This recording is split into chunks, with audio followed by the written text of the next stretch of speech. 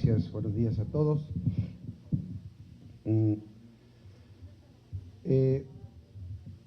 Después de haber escuchado a mi compañera diputada María Dolores del Río, cómo desarrolló el tema en base a su experiencia personal como presidenta municipal de Hermosillo, creo que tiene toda la razón. Bajo la perspectiva de la parte local, yo sigo y he venido diciendo que la parte local, estatal y municipal es el verdadero laboratorio de la planeación en México.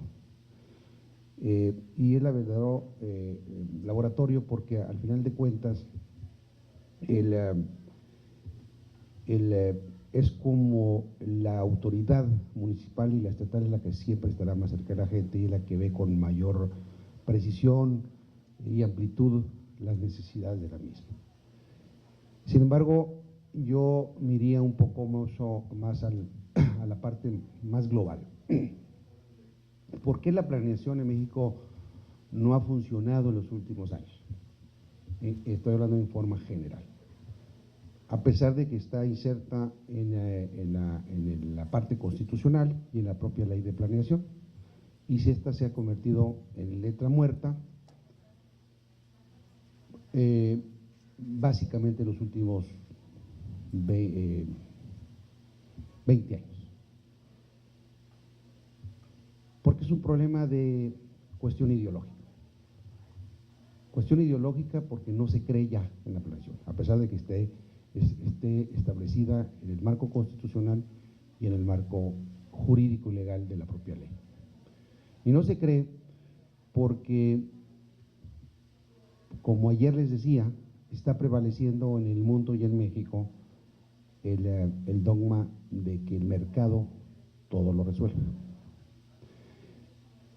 Y la realidad nos ha demostrado que no es así, que el mercado no todo lo resuelve porque los dogmas en ese sentido y los paradigmas en ese sentido se han roto estrepitosamente, particularmente en los últimos 2 años, con la crisis económica o financiera que está viviendo el mundo.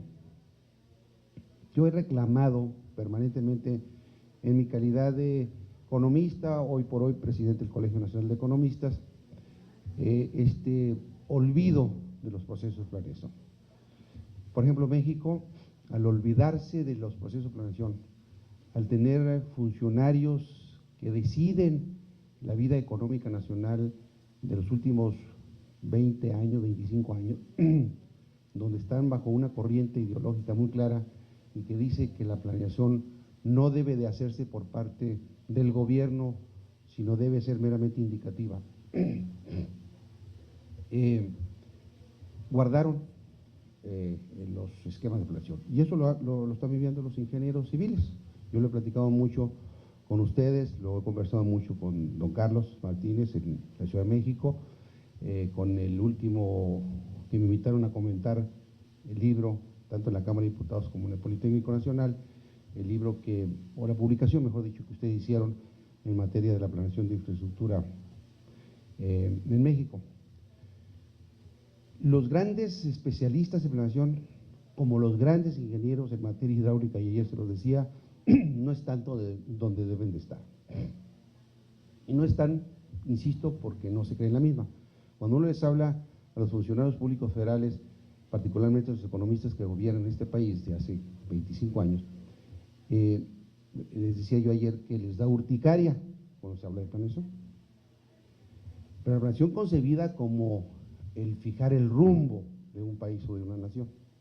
La planeación concebida no desde el punto de vista de la planificación central sovietizada de aquellas épocas, sino la planeación desde el punto de vista de fijar la brújula y el rumbo de largo plazo de un país. Son letra muerta en la Constitución, el artículo 26, 25 y 26 constitucional y la propia ley de planeación. Se hizo un Plan Nacional de Infraestructura en este gobierno, mismo que, como mejor que nadie ustedes saben, que está muy lejos de ser cumplido.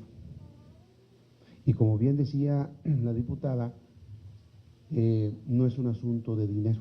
En realidad, ha habido mucho dinero en los últimos años. En los últimos 10 años ha habido, más que nunca en la historia de México, enormes cantidades de dinero producto de los altos precios del petróleo, no solo en función de los altos precios del petróleo, sino en función de la plataforma de producción petrolera. Hace 5 años, la plataforma de producción petrolera era de 3.5 millones de barriles diarios, 3.3 millones de barriles diarios. Hoy tenemos 2.5 millones de barriles diarios. Pero llegaron a ser precios de más de $100. El promedio del año pasado o de este año ha sido de alrededor de $70 el precio del barril de petróleo. Para el próximo año se estima como promedio la mezcla mexicana de $75 el precio del barril, el WTI a $85. O sea, la ventaja que tenemos en México, independientemente de todos los errores que hemos cometido en materia de finanzas públicas y que hemos petrolizado las finanzas públicas, el flujo de recursos financieros y presupuestarios que ha tenido nuestro país, particularmente en los últimos 10 años, ha sido brutalmente enorme como nunca antes en la historia.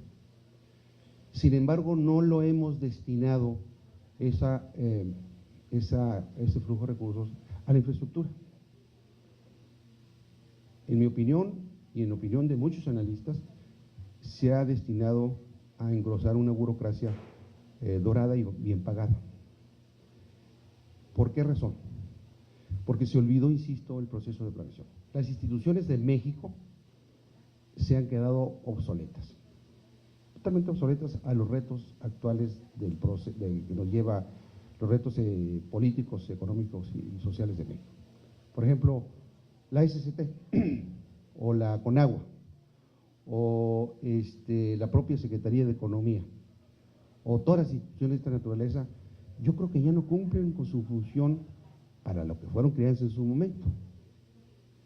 O sea, no puede planear una secretaría que está dividida en estancos, o no puede planear el gobierno toda su función de la infraestructura, porque para que un país crezca debe de invertir, y para que debe tener inversión pública y privada, y la pública debe ser siempre el motor que impulse el detonador del carro del desarrollo en un país. Entonces, hemos venido teniendo, y lo dijo bien mi compañera diputada, la vivienda efectivamente es uno ella dijo de los grandes aciertos. Yo diría de los pocos aciertos, muy bueno, por cierto, pero de los pocos aciertos. Porque al final, sí es cierto, la vivienda se ha impulsado brutalmente y enormemente, y creo que esa es una excelente decisión de estos dos gobiernos. Sin embargo, son pocos los aciertos, porque yo creo que la administración pública está dispersa. Tenemos muchas instituciones de vivienda dispersas. Tenemos una que está, digamos, bajo la coordinación sectorial de la Sedesol, por ejemplo, y en la Sedesol, por ejemplo, existe una subsecretaría de Desarrollo Urbano, pues que no está vegetando. Yo creo que está mal colocada la Subsecretaría de Desarrollo Urbano. Yo creo que debiera haber una Secretaría de Desarrollo Urbano, Vivienda y Desarrollo Territorial, porque efectivamente México se está urbanizando, y si está urbanizando quiere decir que las instituciones debieran ir a la misma velocidad que el cambio en México.